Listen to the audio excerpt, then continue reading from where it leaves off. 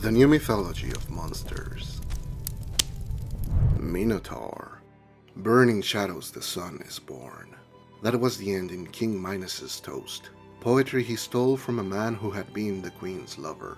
During a royal banquet where everyone was served bull's meat. When Prince Asterius was born, the envy and the lies of the king multiplied, and the maze from his mind became a real labyrinth. A place where he could finally torture his human toys, without leaving any evidence that could call upon him the wrath of the gods.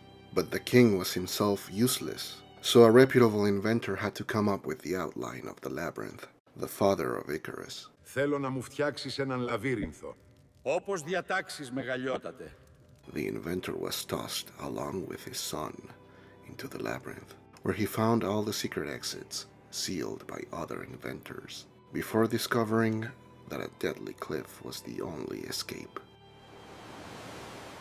Asterius was also thrown into the labyrinth, and witnessing a true act of love, as he reflected on his similarities to Icarus, he agreed with the inventor that death by thirst, now imminent for all three, was enough evidence of the king's evil.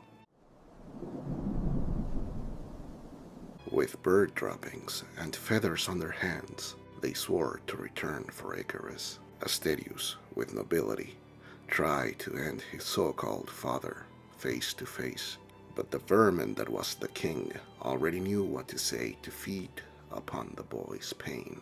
The whereabouts of the queen, his mother, the only love that did not exist inside of lies. Asterius froze.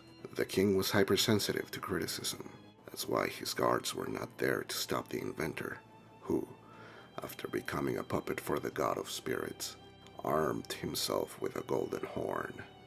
He wounded Asterius, but managed to send the king to the underworld. The demigod Minos finally understood his fate and the purpose of his sick mind in the judgment of the most deplorable souls. The inventor was executed. There was no rescue for Icarus. Instead of patricide, Asterius had a fever and infection, and the people of the kingdom obtained a long-desired regicide. In the end, Asterius had been forgotten by all, and within the labyrinth of lies and the memories of his past, he lamented the death of the prince he thought he had been.